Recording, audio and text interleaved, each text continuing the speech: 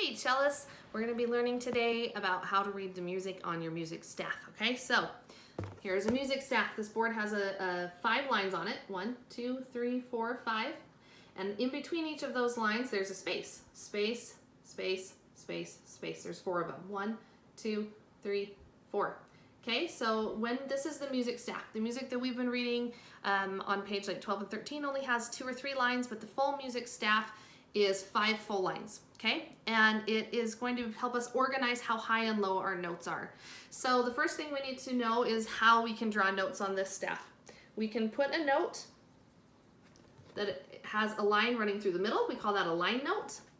Or we can draw a note that sits in between 2 lines, doesn't go overlap any of the lines, and this is a space note, okay? Line note, space note.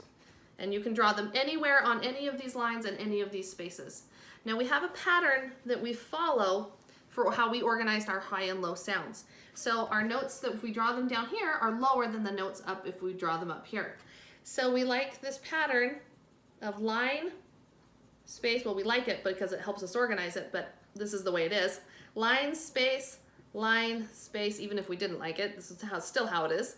Line, space, line, space, line, space, line. And obviously these aren't perfect circles, but you get the idea, okay? So this is how they move up. So this is be like do, do, do, do, do, do, do. I gotta draw one more.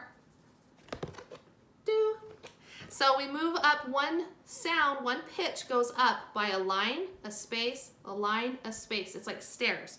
This is a line stair and a space stair. Line stair, stair, space, stair. That's hard to say. Okay, so we also have another symbol we're going to learn. It's called our clef. There are 3 different clefs for the orchestral strings. Violins have the treble clef, viola have an alto clef, and the cello and bass share one, the bass clef. This is the bottom hand. If you read piano music, this is going to be the bass hand, the bottom hand of the left hand on the piano. Also, men usually sing in this clef in choirs. So when you see this clef, you're going to know that it is for the lower instruments. So if you see another piece of music that has treble clef written at the beginning that looks like that, don't try to play that with your notes that you've learned. This is like the key to knowing which instrument, which code will work for reading these symbols on here, okay? So let's learn where some of your open strings are on here. Now, another thing we need to know about are extension lines, okay? These are called ledger lines, because we have a lot more notes than we have space for on this music staff. So what we do is we make extra lines, but it would be really confusing if we had like 15 lines. That would just be too hard to kind of figure out where it was fast. So we just use these extension lines when we actually need them. And you need them for your lowest C string.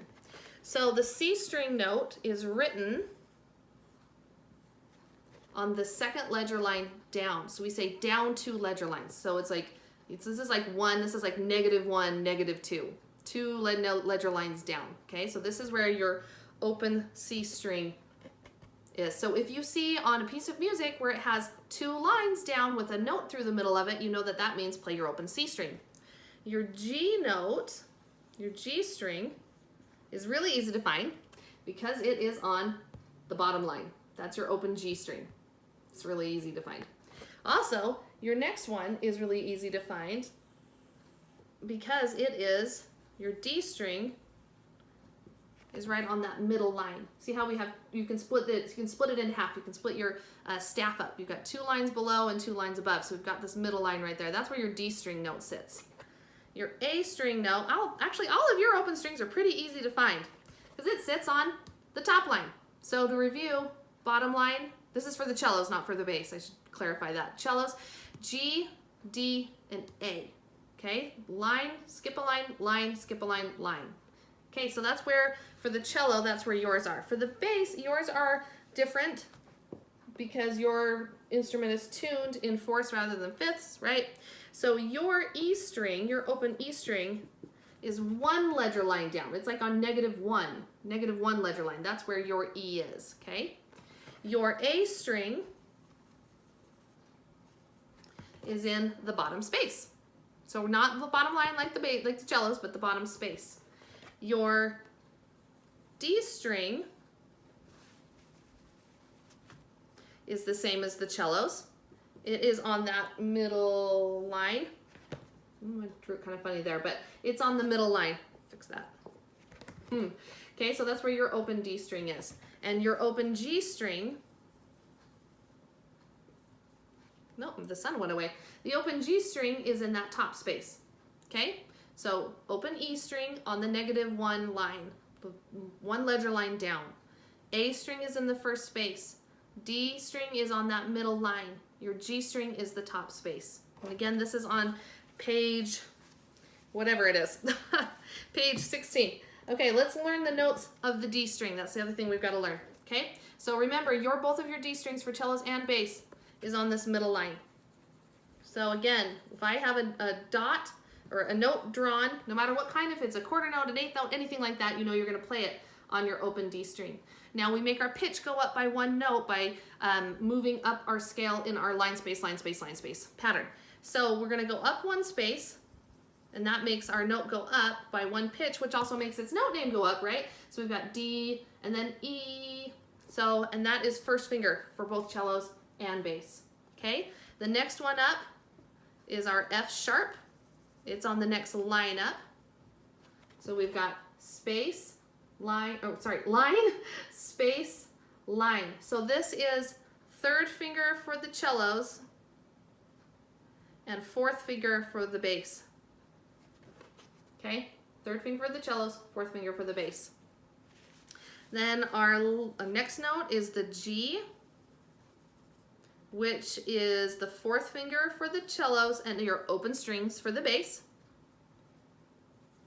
And then the next note is your open A string for the cellos, or first finger for the bass. If you're getting a little confused when I'm going back and forth between bass and cello, go look at page 16 and make sure that you understand that, okay? So D, E, F sharp, G, A, okay? Or for cellos, open 1, 3, 4, open. For bass, open 1, 4, open G string, first finger A, okay? So we move up there. Those notes are the most important notes that you need to worry about right now, open strings and your D string notes. There are lots of ways to practice it, but the faster you get at being able to read those and knowing what the note name is and what finger number it is for that symbol on your staff, the faster you'll be able to play them on your instrument and the more music you'll be able to play faster and easier. So it's really important that you practice those. Okay, so this is the page 16 that we went over. And then page 14 and 15 have the theory page for learning how, this is the violin one obviously, but it's the same in your book, which is with bass clef. Learn how to draw the bass clef, practicing drawing the bass clef, filling in, this is a fun activity for filling in the note name that makes this joke riddle. And then down here is a speed drill for practicing learning those. Also, don't forget about practicing on page 12 and 13, the songs that are on those two pages. And there are videos for those on the Google Classroom from last week. Okay, have a great weekend and a great fall break, and we'll see you in a couple weeks.